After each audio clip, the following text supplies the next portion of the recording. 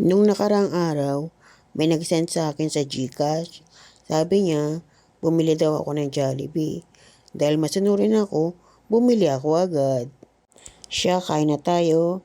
Pero bago yan, mag-pray muna.